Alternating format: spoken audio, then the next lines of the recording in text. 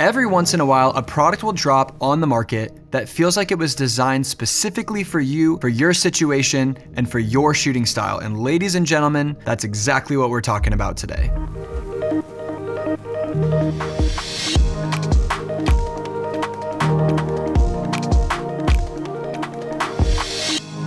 Welcome to this video. If you're new to the channel, my name's Austin. I help run a video production company based in Omaha, Nebraska called Glory Visuals. And before we dive in to this product that's sitting right here in front of me, I wanna give you just a little bit of context. Here on this channel, we're not gonna try to tell you what the best products are, or here's the camera you should buy, or you need to buy this because of these 3 reasons. Really what I care more about is the mindset. I understand no one's filmmaking journey is the same. There is not one perfect camera that's the best for every type of creator out there. And so here on this channel, I'll never feed you what my personal opinion is on this is what you should buy. I may give you recommendations based on if you're in a similar situation with a similar type of company that does similar work. Here's what we've found to work really well for us. I'm about the mindset and really helping you decide. That's what I do when I go to buy a new product.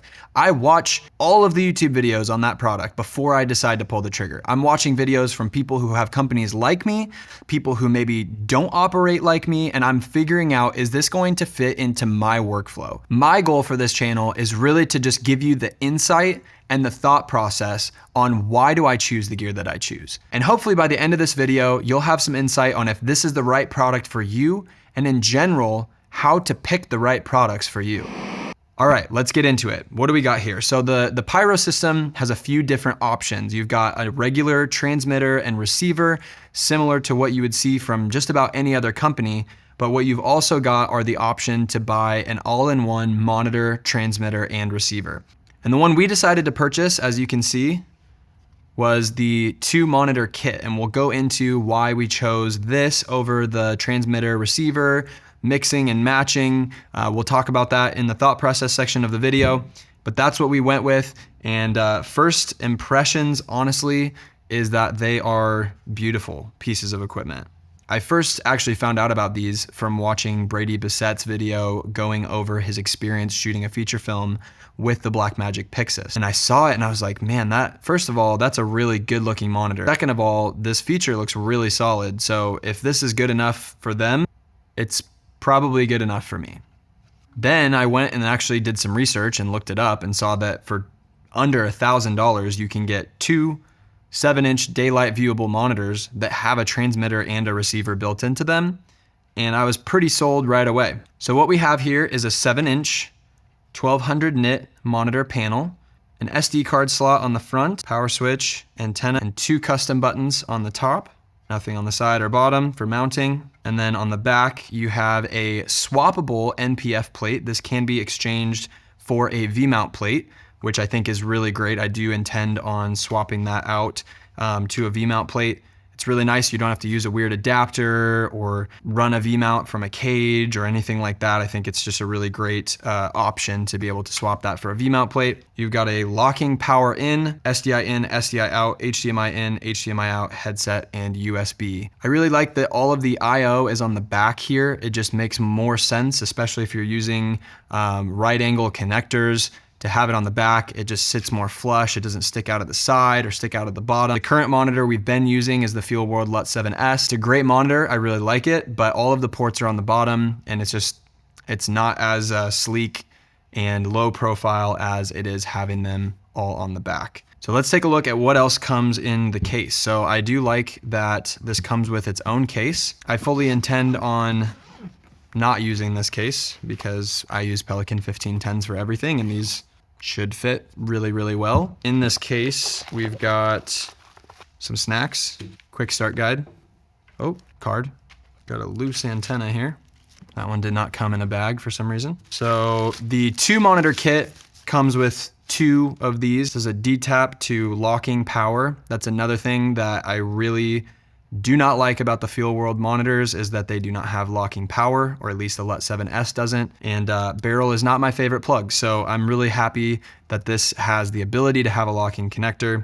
and it's nice that it actually comes with a D-tap cable. You get 2 of those in the 2 monitor kit. So you just get 1 for each monitor. If you were to buy a single monitor, you would only get 1 of these. So you get 5 antennae, which is nice. You actually get 1 extra one in case you break one or lose one. I'm a huge fan of companies who include that 1 extra. It's something they don't necessarily have to do, but it's nice to have. These are 2.4G and 5G dual band receivers, so the antennae reflect that. And then lastly, we have a USB-C to A adapter for the USB-C port here on the back. All right, let's go ahead and get these powered on, connected, and see what the whole setup process looks like.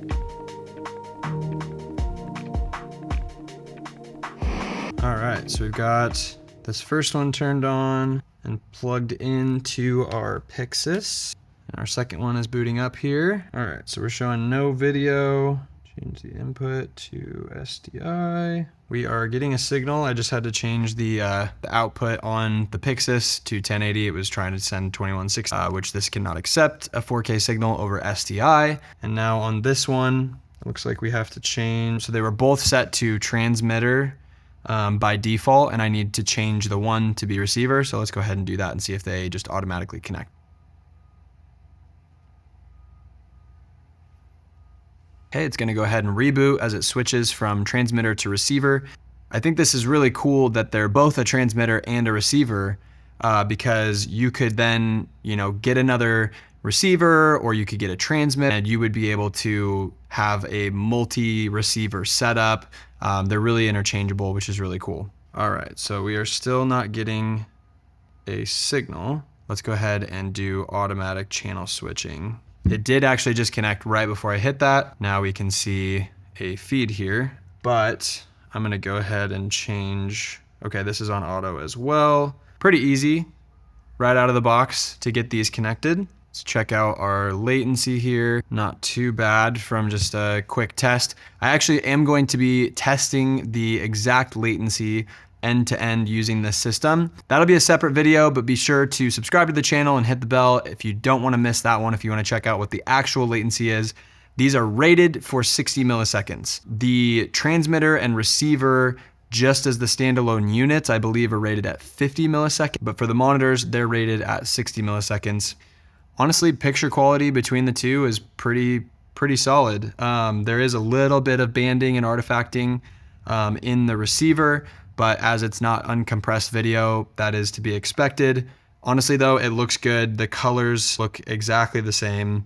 Contrast, like there's no major differences in the actual picture. It's just a lower bit depth and bit rate than what we're getting straight out of the camera. So that is to be expected. Got a couple function buttons. So the first one is by default set to just lock and unlock the screen. And the second one looks like it turns on peaking, which the peaking looks really good. I would imagine it's the same. Yep, same for these. These monitors also come with a variety of useful tools for monitoring your image. We've got waveform, vector scope, histogram, focus assist, zebra pattern. You can apply 3D LUTs. You can run aspect marks, crosshatch, anamorphic, mirroring, flip, image overlay, and you can actually record videos straight to the receiver, which is really cool. Another nice thing is they actually included in each of these a 32 gig SD card. So you can record video directly to these SD cards. Obviously, it's not gonna be the quality as you're gonna get in camera, but if you just need, quick recording, if you're gonna post it on social or something like that, it is nice to be able to have the ability to record videos. Image overlay is another one that I really missed from the Feelworld monitors. They do not have image overlay. My old SmallHD Focus did have it, and we did end up using it on a few occasions where we wanted to match the frame or match a person in the frame, and we wanted to be able to get it exact. So having the image overlay feature is super nice. I'm excited to dive into all of these tools. You can dial in all of these. There's a full menu for each of them. And so you've got all of the tools at your disposal that you need to be able to monitor your image properly. Another thing that I really love first impressions out of the box on this kit is how lightweight the monitors were. Right when I pulled them out of the box, I was like, Darren, you gotta check this out. Feel how lightweight this is. Their bodies are made of a magnesium alloy shell. It does feel like there are some maybe plastic parts, but in terms of the structural components. This is magnesium alloy, so it feels extremely premium. It feels strong, but it's actually very, very lightweight, which is great because I was looking for something that wouldn't add a ton of weight to. Another thing right out of the box that I really think is great is the operating system. Feelworld's OS really isn't that great. Coming from SmallRig, it doesn't even compare. But honestly, as I'm kind of tapping around and messing with this, it feels very intuitive. You can put up whatever scopes you want. You can drag them around. You can literally like move them to wherever on the screen you want them just by tapping and dragging, which is super cool. The backlight seems consistent. I'm very impressed, honestly. First impressions, it seems like a very premium piece of kit, and it's really not at a premium price. Both of these 7-inch monitors with a transmitter and receiver built into them are just under $1,000. That's actually insane. Okay, another thing I completely forgot to mention is the HollyView app, and this is actually a massive benefit to systems like this. I have the app up on my phone, and now I'm able to have a quick, easy to use, always on me secondary monitor. So Darren can have this as the director's monitor, and me as the DP, if I'm going and adjusting lights or moving talent or whatever, I can leave the camera, walk away, and have another completely free, because I already own the phone and the app doesn't cost anything. I have another receiver. A really interesting thing about this is the phone app actually has the least amount of latency. It has less latency than actually connecting transmitter to receiver. Not really sure why that is. It doesn't make sense. I wish that were different, but it is cool that at least it's not like a totally worse experience to use the iPhone app. It actually looks pretty good. And like I said, it's very, very low latency. So that's another huge plus of the Hollyland system. Big ups for the time efficiency and the space efficiency of being able to then carry an iPad on set or just have the phone that I always have with me and be able to, in an instant, turn that into another wireless monitor. So super impressed with that as well. Really excited to use this in the field and get to experience the convenience and the simplicity that this setup brings. We'll have to see how it performs in real world, and as always, I will create a review video after we've had a chance to extensively test these units, but first impressions are, this is a quality product. And here's where I wanna get into more of the thought process. I can show you what's in the box and show you the product and how good it looks and talk about how good it feels, but I never want to be the person that says, you need to buy this product. Every single person who's watching this video right now has a different shooting style, a different team makeup. Maybe it's just you. Maybe you work for a video production company or own or operate a video production company where you have several full-time people and you're contracting, multiple people from the union, or you're contracting a bunch of crew for all of your project or scale commercial productions. That's not us, and that may not be other people. So I'm not gonna pretend like this is the perfect product for every scale of production. I will say, seeing this used on a feature film did give me confidence that this would be probably good enough for me to use as a reference monitor for our 2 to 4 man shoots and productions that we're working on. To give you a little bit more context, our company, like I said, we focus on corporate and commercial video production. But in terms of team, right now at the time of filming this video, it's just my business partner, Darren, and I. We don't have a big team of full-timers. We have in the past, we've had up to 6 people total, but right now it's just the 2 of us, and we're figuring out that we can actually do so much more than we ever thought without having a big crew. We just wrapped up a university institutional commercial, just the 2. So you'd be surprised what you can actually do with an extremely small crew. And we've kind of chosen to go that route, at least for right now. We've found that's the lane that we're working best in, is doing commercial and corporate projects with as slim of a crew as possible. And really, to do that, you have to maximize efficiency. When it comes to efficiency, there's usually 3 parts of that I'm considering. Number 1 is time efficiency. Is this product going to speed up the setup time? Is it going to speed up our time between locations? Is it gonna speed up the workflow? Time is money, of course, everyone knows that. Products that help save us time, save us headache, and are convenient to use, not only will they help save us time and make it a better experience, but we'll actually use them. Number 2 is space efficiency. How much room in our Pelicans is this going to take up? I've made a video going over in detail all of our Pelican cases, what we put in each one and how we kind of pack those to maximize efficiency. If you want to check that out, click the link up here. Would highly recommend it if you're using a system like a Pelican to store all of your gear, which I'd also highly recommend. But space efficiency for me is huge. And so really we try to fit as much as we can on these carts. And so we don't have room for pieces of gear that take up excessive amounts of space. I can't tell you how many times I've had to either convince myself to use a piece of gear, or I just haven't used a piece of gear because it's a pain in the butt to set up. It's big and clunky and it's heavy. I have to bring a whole separate case for it, and I don't have enough room on the cart, or the cart's getting too overloaded and it's too heavy. Number 3, of course, is cost efficiency. Is this going to save us money and be a comparable product that's still quality? We're big proponents here of investing in the underdog company and not the industry standard, which at times has bitten us in the butt, but for the most part, people make quality products. And there will always be the industry standard that is 10 times more expensive for a 5% increase in performance for most of us. The vast majority of us, myself included, are considering what things cost and what's the biggest value I can get out of my dollar that I've worked hard for. The Hollyland Pyro 7 seems to check all 3 of those boxes. It's cost effective at under $1,000 for 2 7-inch high brightness monitors with a transmitter and receiver built in. You really can't beat that.